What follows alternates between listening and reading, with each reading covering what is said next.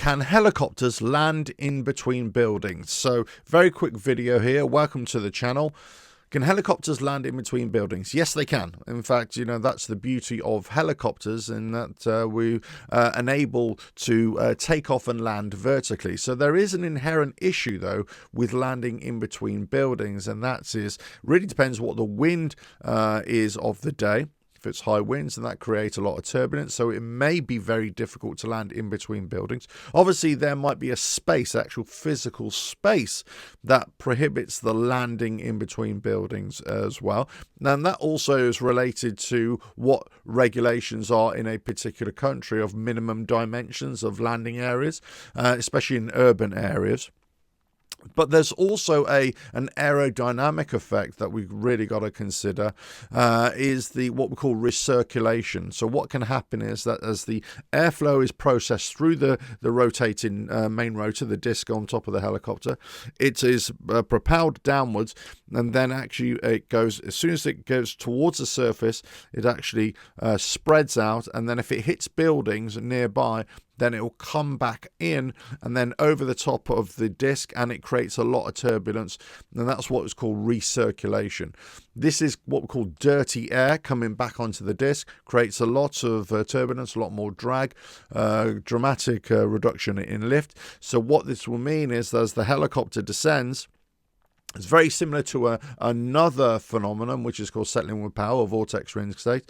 But what will happen is that the helicopter will start to descend more rapidly. The natural reaction will be to try and raise the collective to arrest that rate of descent, but that just exacerbates everything, and it accelerates you to the ground even further. So it's not a good situation to be in.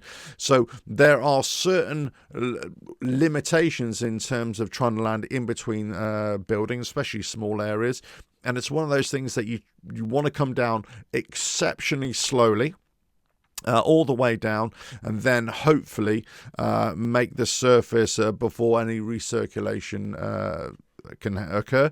But of course, if the space is too narrow, too small, and you're blocked in by buildings on all sides, then regardless of how small or how slowly you come down or the helicopter descends, then this recirculation can have a dramatic effect as well. It's not a good idea to land in very small areas.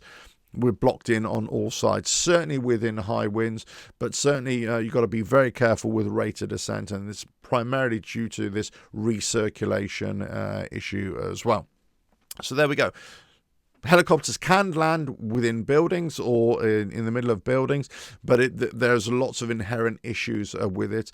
So you've got to be very careful in terms, or the pilot's got to be very careful in terms of the rate of descent, factoring for the wind, and factoring for the safety of people on the ground as well. So it's a bit of a tricky situation, and it's a tricky decision to make in some quarters as well.